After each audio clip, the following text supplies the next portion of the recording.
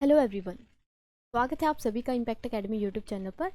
तो आज हम करने वाले हैं हमारी थर्ड क्लास, जो कि आपकी रहेगी स्ट्रक्चर ऑफ एटम की।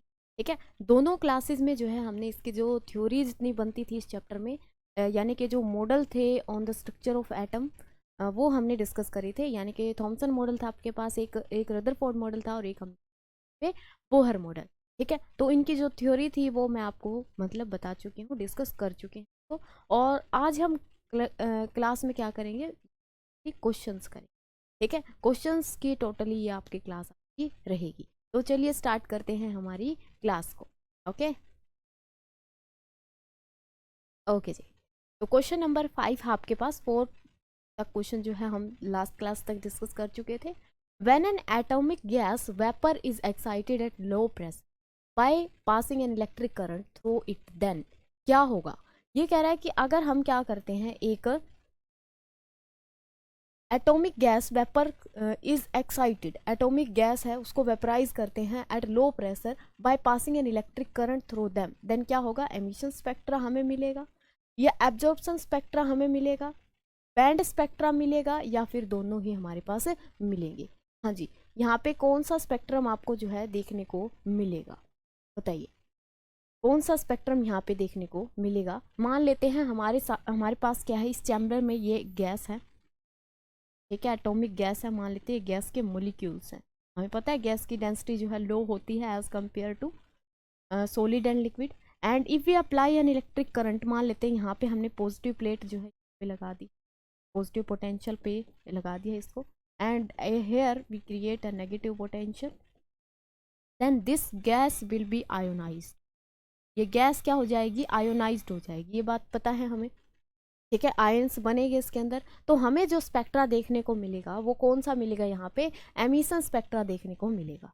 कौन सा मिलेगा, एमिशन स्पेक्ट्रा। यानी कि जो अपने पास आयंस होंगे वो हायर स्टेट से क्या आएंगे, लोअर स्टेट में आएंगे, एंड देन एनर्जी को क्या करेंगे, वो रिलीज करेंगे।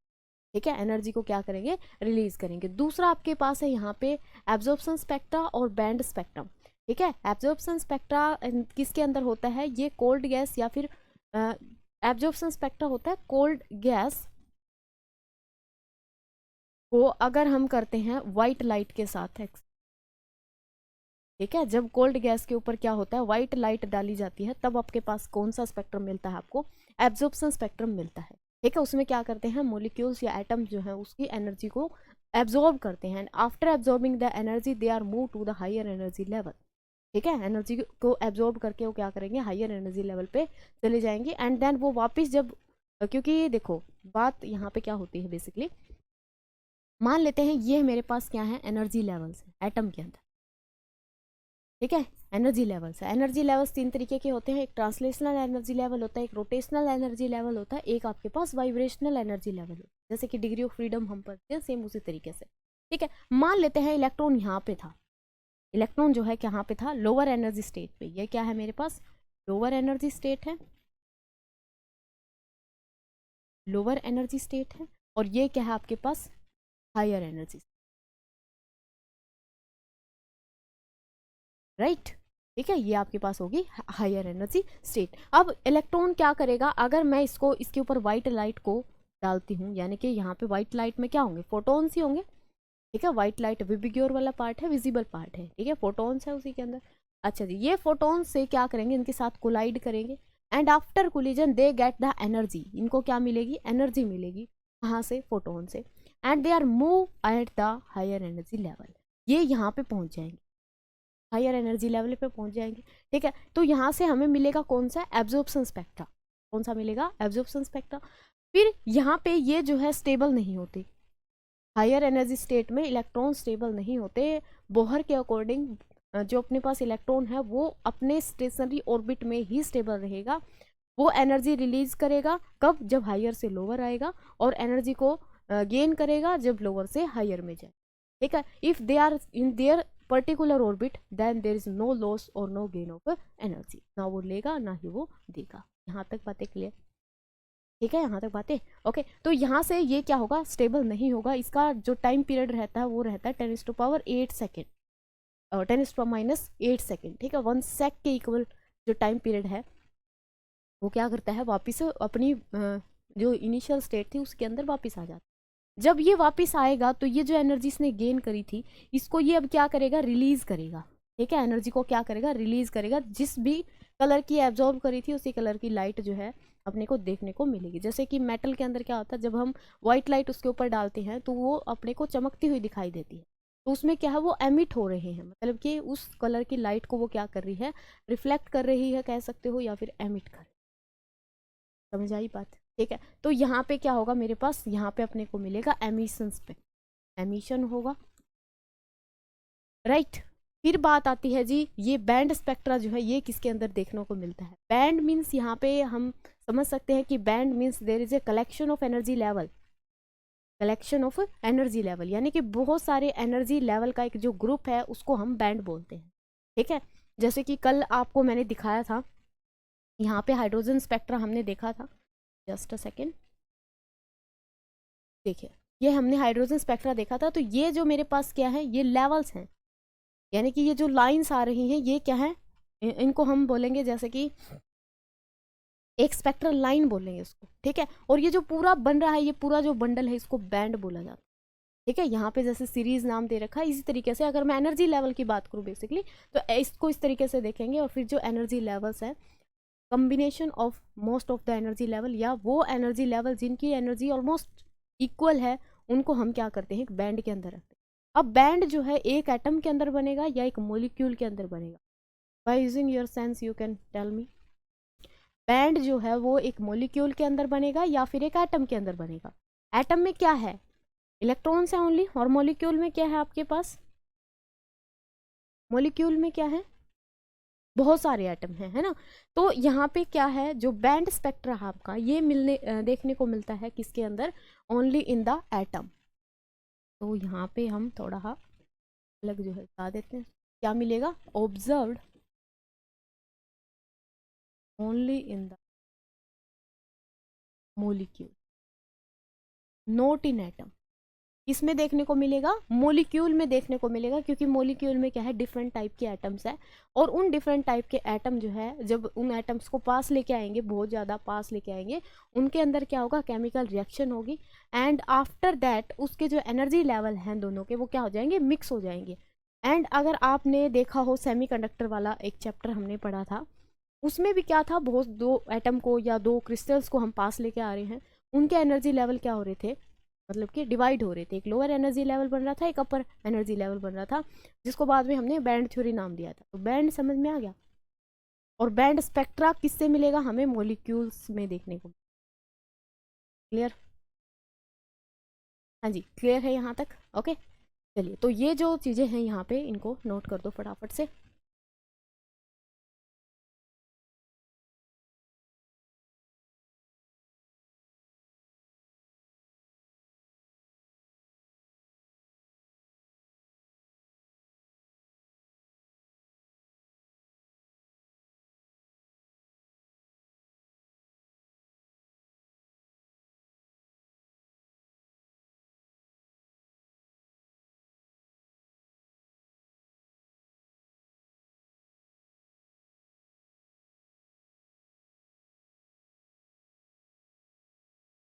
ओके, बात आई समझ में? यहाँ पे अगर एटॉमिक गैस वेपर है, एक्साइट कर रहे हैं यूजिंग इलेक्ट्रिक करंट, देन हमें मिलेगा एमिशन स्पेक्ट्रा। फिर अगर हमारे पास क्या है, कोल्ड गैस है, यानी कि गैस का टेम्परेचर बहुत ही लो है, यहाँ पे प्रेशर लो था, टेम्परेचर बहुत लो है, वाइट लाइट डाल रहे हैं, तो हमें मिलेगा absorption spectra. And if there is A only molecule in the system you can say, ठीक है, अगर हमारे पास सिस्टम में क्या है, सिर्फ और सिर्फ मोलिक्यूल हैं, वहाँ पे अपने को देखने को मिलेगा बैंड स्पेक्ट्रा। ठीक है, चलिए move to the next question. Question number 6, the Balmer series for the hydrogen atom can be observed. ये कह रहा है कि जो बाल्मर सीरीज है वो कहाँ पे ऑब्जर्व की जाती है, यानी कि उसके लिए क्या कंडीशंस यहाँ पे देगा, तो उसके अकॉर्डिंग हमें बताना है। If we measure the frequency of light emitted when an excited atom fall to the ground level. देखो ये इतना बड़ा बनाने की जरूरत नहीं थी। ये कह रहा है अगर ग्राउंड लेवल में आता है तो क्या तब हमें बाल्मर सीरीज मिलती है, फर्स्ट ऑप्शन। सेकेंड ऑप्शन कह रहा है if we measure the frequency of the light emitted due to transition between excited state and the first excited. यहाँ पे फर्स्ट एक्साइटेड स्टेट में बात कर रहे हैं। थर्ड वन कह रहा है in any transition in hydrogen atom, कोई भी ट्रांजिशन हो हाइड्रोजन एटम में या नन ऑफ दीज। हाँ जी, क्या होगा, क्या होगा आंसर?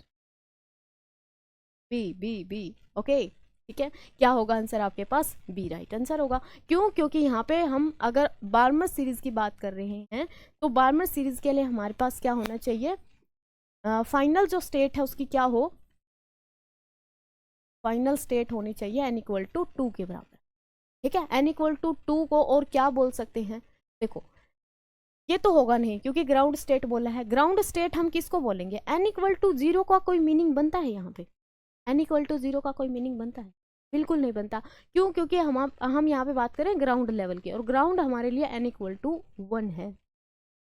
ग्राउंड कौन सा है? n इक्वल टू 0 नहीं है, n इक्वल टू 1 है। तो n इक्वल टू 1, फिर n equal to 2 and then n equal to, अगर मेरे पास किसी भी हायर स्टेट से जो इलेक्ट्रॉन्स हैं वो आ रहे हैं कहाँ पे, फर्स्ट एक्साइटेड फर्स्ट स्टेट में, यानी कि ग्राउंड लेवल में अगर आ रहे हैं तो उसको हम बोलेंगे क्या, लेमैन सीरीज। इसके अकॉर्डिंग क्या होगी मेरे पास, लेमैन सीरीज।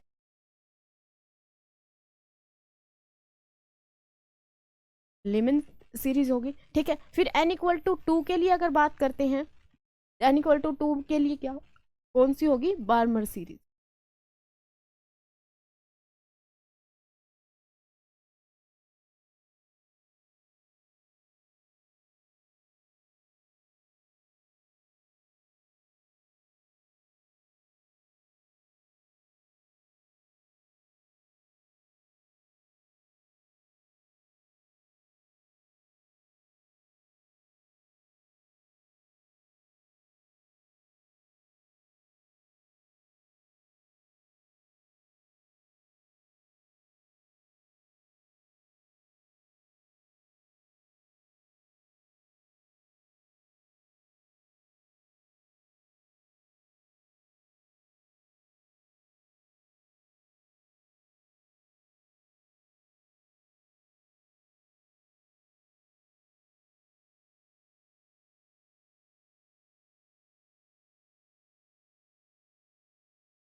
देखिए यहाँ पे हम कह रहे हैं n इक्वल टू 2 के लिए हमें क्या मिलेगी, बार्मर सीरीज मिलेगी। क्या हम इसको अगर ग्राउंड स्टेट नाम दे रहे हैं, ये मेरे पास क्या है, ग्राउंड स्टेट, तो ये क्या होगी, first excited state. First excited state नहीं होगी ये, बताओ, इसी को बोला जाएगा। क्योंकि अगर इलेक्ट्रॉन एक्साइट होंगे तो फर्स्टली यहीं पे जाएंगे, ग्राउंड से और नीचे तो जा नहीं सकते। एब्जॉर्प्शन स्पेक्ट्रा सिर्फ और सिर्फ लेमैन सीरीज जो है उसके अंदर देखने को मिलता है, बाकी सभी में क्या आता है, एमिशन स्पेक्ट्रा आता है। सभी में क्या आता है, एमिशन स्पेक्ट्रा आता है। राइट तो मेरे पास ये आंसर बिल्कुल करेक्ट रहेगा। If you measure the frequency of the light emitting due to the transition between the excited state, कोई भी एक्साइटेड स्टेट हो सकती है, and the first excite, right. और एग्जैक्टली अगर याद रखो तो फाइनल स्टेट इसके लिए क्या होनी चाहिए, n इक्वल टू 2 होनी चाहिए। हायर स्टेट इसके लिए कुछ भी हो सकती है, राइट। चलिए नेक्स्ट है क्वेश्चन आपके पास, the wavelength of the radiation emitted is lambda not when an electron jump from the third to second. देखो यहाँ पे थोड़ी हम ऑब्जर्वेशन साथ साथ लिख लेते हैं क्योंकि क्वेश्चन में इंफॉर्मेशन दी गई है। The wavelength of the radiation emitted is lambda not, हमारे पास एमिटेड रेडिएशन कौन सी है, लैम्डा नॉट। एमिटेड वेवलेंथ हुई है, एमिटेड रेडिएशन की वेवलेंथ हुई, ठीक है। An electron jump from the third to second, यानी कि फर्स्ट में जा रहा है थर्ड से लेके सेकंड तक, ठीक है, n इक्वल टू थर्ड से लेके सेकंड तक, ठीक है जी। Orbit of hydrogen atom for the electron jumping from the fourth to the second state. ये कह रहा है कि अगर इलेक्ट्रॉन मेरा जा रहा है 4 से लेके कहाँ पे, jumping from the fourth to the second state orbit of the hydrogen atom, the wavelength of the radiation emitted will be। Okay इस स्टेट के लिए अगर मेरे पास लैम्डा नोट है वैल्यू, तो इस स्टेट के लिए बताओ लैम्डा नोट की टर्म में कितना आएगा, कितना आएगा। तो यहाँ पे हमने बात करी थी जो हमारे पास बोहर ने थ्योरी जो दी थी या जो मॉडल दिया था उसके अंदर ही उन्होंने बताया था कि अगर इलेक्ट्रॉन एक जगह से दूसरी जगह जंप करेगा तो वहाँ पे एक एक्सप्रेशन निकाला था, and that expression is comes out to be nu bar is equal to 1 by lambda which is equal to R 1/n final square minus n initial square. Right, ये था एक्सप्रेशन। कल भी आप लोगों ने नोट किया होगा इसको, ठीक है? नोट किया था कि नहीं किया था? ओके, तो अब हम बात करते हैं फर्स्ट स्टेट के लिए। इसके लिए फर्स्ट स्टेट के लिए, यानी कि जो गिवन है वैल्यू अपने। अच्छा, ये कितना होगा? ये अभी सोने न्यू बार, यानी कि इसको बोला जाता है जी वेव नंबर। इसका कोई जिक्र नहीं है क्वेश्चन, तो यहाँ पे हम पुट कर देंगे that is 1/λ0 because wavelength is given as λ0 and which is equal to r into n final state. Final state is our n equal to 2, n equal to 2 तो 2 का square minus 1 by initial state is 3, so here 3 का square. Right, तो 1/λ0 is comes out to be r into 1/4 minus 1/9 and if we solve it that is total LCM आ जाएगा आपका 36 and there is 9 minus 4 that is 5। तो यहाँ से आपके पास 1/λ0 की वैल्यू जो है वो बन गई कितनी? 5r divided by 30। This is the value of λ0। Now we will calculate out for the next excitation, ठीक है, next transition between the n equal to 4 to n equal to 2। ओके, 4 n equal to 4 to n equal to 2 state transition.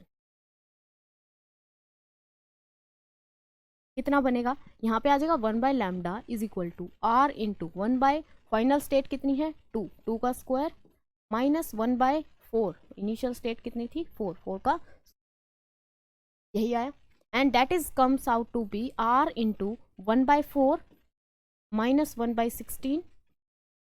Right, कोई problem नहीं आता, just simple calculation.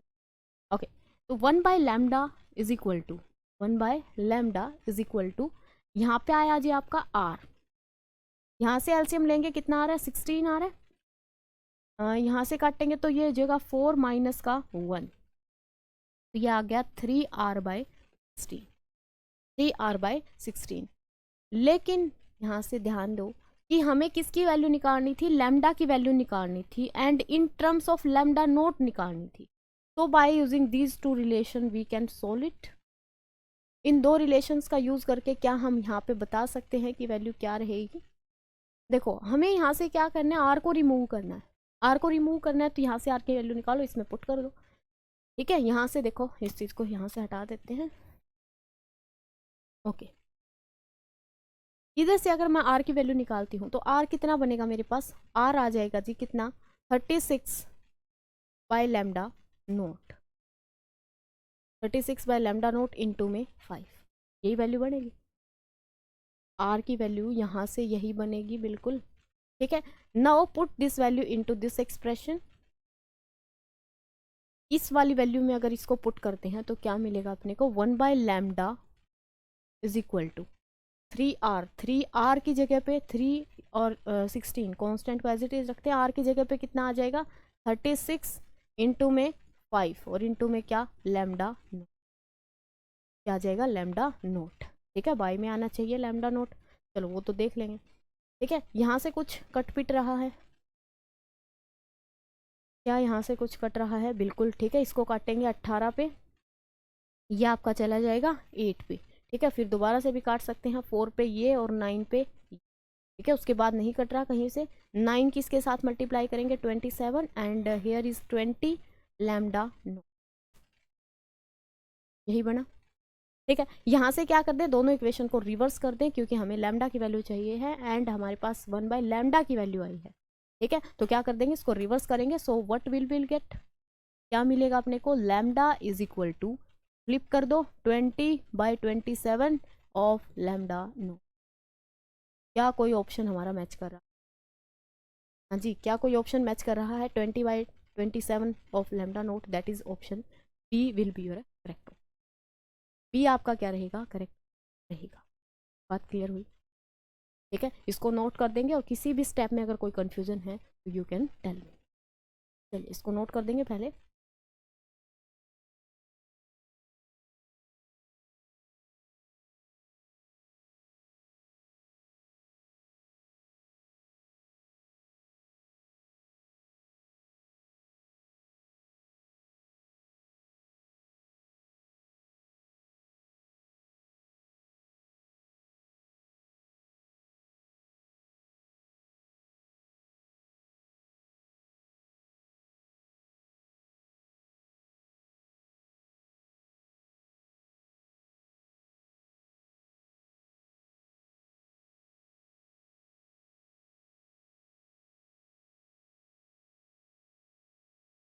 हाँ जी, clear है यहाँ तक सभी को? ठीक है, किसी भी स्टेप में कोई भी प्रॉब्लम नहीं है। राइट, चलिए नेक्स्ट क्वेश्चन है आपका। In an hydrogen atom, hydro atom नहीं, हाइड्रोजन एटम है बेसिकली। ठीक है, atom, the total energy of electron is, total energy है जो इलेक्ट्रॉन की वो कितनी होती? हाँ जी, total energy of electron is comes out to be, देखो जो हम यहाँ पे बात कर रहे हैं ना टोटल एनर्जी की, ये टोटल एनर्जी है आपकी kinetic energy plus potential energy. यहाँ पे काइनेटिक तो समझ में आता है, ठीक है, काइनेटिक एनर्जी के इलेक्ट्रॉन रिवॉल्व कर रहे हैं, अगर मोमेंट है तो उनके पास काइनेटिक एनर्जी होगी। ठीक है, यहाँ पे ये पोटेंशियल एनर्जी कौन सी है, ये पोटेंशियल एनर्जी कौन सी है और कहाँ से आ रही है? ये है आपके पास इलेक्ट्रोस्टैटिक पोटेंशियल। कौन सी है? Electrostatic potential. Electrostatic potential energy के अंदर हम किस तरीके से बताते हैं कि ये एनर्जी किस तरीके से होगी? दैट एनर्जी, या एनर्जी को हम लिखते हैं यहाँ से यू से, ये होती है फोर्स इनटू में डिस्प्लेसमेंट। ठीक है, डिस्प्लेसमेंट तरीके से मतलब वर्क डन की टर्म में अगर मैं सेम बात करूँ तो ये हो गया आपके पास के Q1 Q2 by are square into में एक डिस्टेंस की यूनिट, डिस्टेंस से एक डिस्टेंस कैंसिल आउट, तो के Q1 Q2 बाई आर, ये आती है आपके पास पोटेंशियल वैल्यू, पोटेंशियल एनर्जी की वैल्यू। ठीक है, पोटेंशियल एनर्जी यहाँ से बनती है। दूसरा पोटेंशियल एनर्जी तो ये बन गई, अब पोटेंशियल निकालनी हमें न्यूक्लियस के लिए, मतलब एक एटम के लिए, सॉरी एटम के लिए निकालनी है, तो वहाँ पे एक चार्ज तो मेरे पास क्या है, न्यूक्लियस के ऊपर है टोटल, और दूसरा चार्ज जो है एक इलेक्ट्रॉन के अंदर है। ठीक है, ये जो बोहर मॉडल ऑफ एटम था ये सिर्फ हाइड्रोजन या हाइड्रोजन लाइक एटम्स को ही सोल्व कर पाया था, जिसके पास मतलब आउटर में कितना हो, एक इलेक्ट्रॉन हो। अगर यहाँ पे मल्टीपल इलेक्ट्रॉन्स आ जाते हैं तो उनके इफेक्ट को ये नहीं बता पाता। ठीक है, ये इसकी लिमिटेशन है किसकी, बोहर मॉडल की। राइट, और यहाँ से काइनेटिक एनर्जी किस तरीके से निकालेंगे? देखो काइनेटिक एनर्जी हमें एक बात बताई थी कि L जो होगा NH/2 होगा, NH/2 होगा, एंड वी नो कि जो एंगुलर मोमेंटम होता है MVR होता है, क्या होता है, MVR। ठीक है, क्या करूँ मैं यहाँ से, मेरे को अगर ओके नहीं बना सकते, चलिए ये एक दूसरी तरीके से और भी बना सकते हैं। ठीक है, हमारे पास क्या होगा, ये न्यूक्लियस है, ये एक इलेक्ट्रॉन है, बीच में क्या है, दो फोर्सेस यहाँ पे बैलेंस करेंगे, कौन सी, एक तो electrostatic force, electrostatic force, force की बात कर रही हूँ मैं। ठीक है, एंड दूसरा आपके पास कौन सी करेगी यहाँ पे, सेंट्रीपिटल फोर्स, कौन सी लगेगी, सेंट्रीपिटल फोर्स लगेगी, दोनों एक दूसरे को काउंटर बैलेंस करेगी, तभी तो ये यहाँ पे स्टेशनरी रुक पाएगा ना, जब दोनों फोर्सेस क्या होंगी, इक्वल एंड अपोजिट होंगी। ठीक है, तो इलेक्ट्रोस्टैटिक फोर्स आपकी क्या होती है, k Q1 Q2 by R square, and centrifugal या सेंट्रीपिटल फोर्स जो है आपके पास डायरेक्शन का चेंज होता है, मैग्नीट्यूड सेम होगा दोनों का, MV² बाय आर, कितनी होती है, MV² बाय आर, एक आर से यहाँ से एक आर कैंसिल आउट हो जाएगा, यहाँ से मैं 1/2 से मल्टीप्लाई कर दूँ, और यहाँ भी 1/2 से मल्टीप्लाई करना पड़ेगा, Q1 Q2 बाय में आर ट्वाइस। क्या अब यहाँ से कुछ पल्ले पड़ा, यहाँ से कुछ चीजें दिखाई दे रही होंगी कि वैल्यू मेरे पास पोटेंशियल की ये आ रही है, काइनेटिक की ये आ रही है। ठीक है, और दूसरी बात, यहाँ पे जब हम चार्जेस को रख देंगे, अब चलो निकाल ही लेते हैं टोटल एनर्जी। ठीक है, टोटल एनर्जी हमारे पास क्या बनेगी, क्या आगे जी, काइनेटिक एनर्जी, के Q1 Q2 by are, sorry 2R। ठीक है, और आपके पास पोटेंशियल एनर्जी कितनी है, that is k Q1 Q2 by R. Right, एक डिफरेंस तो पता चल गया होगा कि kinetic energy is half of the potential, kinetic energy क्या है, पोटेंशियल एनर्जी की हाफ है, ये बातें। ओके, यहाँ से अगर मैं निकालती हूँ तो ये मेरे पास kinetic energy and potential energy, ये जो हम यहाँ पे एक्सप्रेशन कर रहे हैं, this is basically between the electron and nucleus. किस किस के बीच में है, ये एक इलेक्ट्रॉन के बीच में और एक न्यूक्लियस के बीच में। तो देखिए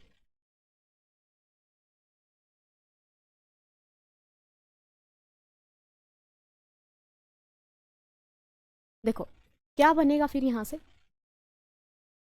कि charge on an electron is -E, and here charge on an nucleus is Z into E divided by 2 plus यहाँ से हो जाएगा जी kinetic energy charge on an electron, और यहाँ पे हो जाएगा चार्ज ऑन एन न्यूक्लियस और नीचे आ जाएगा। ठीक है,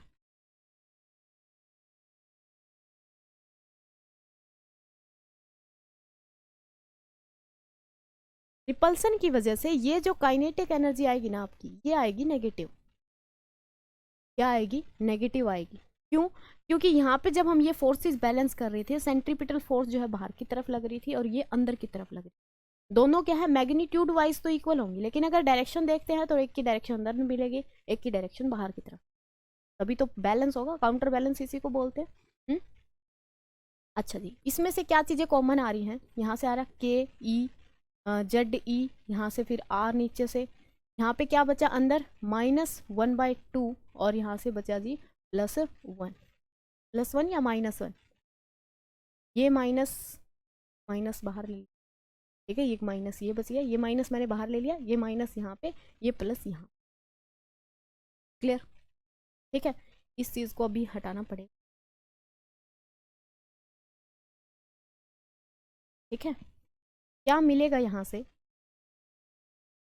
ठीक है, total energy is comes out to be that is -kZe² by R, -1/2 + 1/2 that is 1/2, तो आ जाएगा 1/2, कितना बचेगा -1/2 kZe² बाय आर।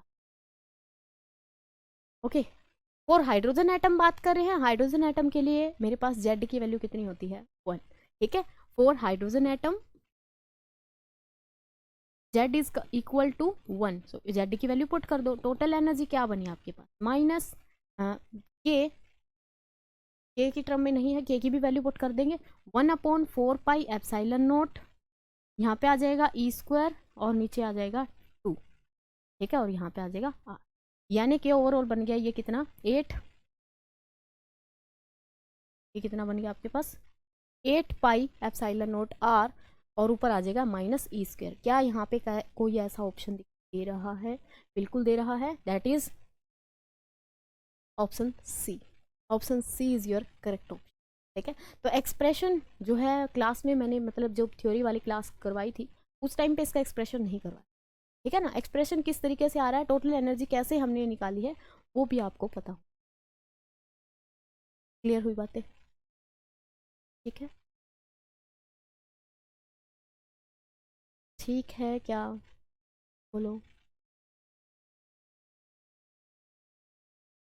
ओके, तो यहाँ से हमें पता चला ऑप्शन जो है हमारा सी क्या रहेगा, टोटल आंसर जो है करेक्ट आंसर रहेगा। और दूसरी बात, एक और चीज़ यहाँ से ध्यान रखना कि जो रिलेशन है kinetic energy and potential energy में, वो कितना होगा? काइनेटिक एनर्जी जो है माइनस भी है और हाफ भी है किसकी? पोटेंशियल है। This relation is also important. ठीक है, एक तो ये वाला रिलेशन आपने ध्यान रखना है, टोटल एनर्जी आपने ध्यान रखना। टोटल एनर्जी क्या आ जाएगी? -E² बाय में 8πε0 R। ओके, चलिए, तो नेक्स्ट जो क्वेश्चन है वो हम मिलेंगे, मतलब करेंगे नेक्स्ट क्लास में जब भी मिलेंगे। ठीक है, चलिए, तो तब तक के लिए मिलते हैं नेक्स्ट क्लास में, अपना पढ़ते रहो। ओके।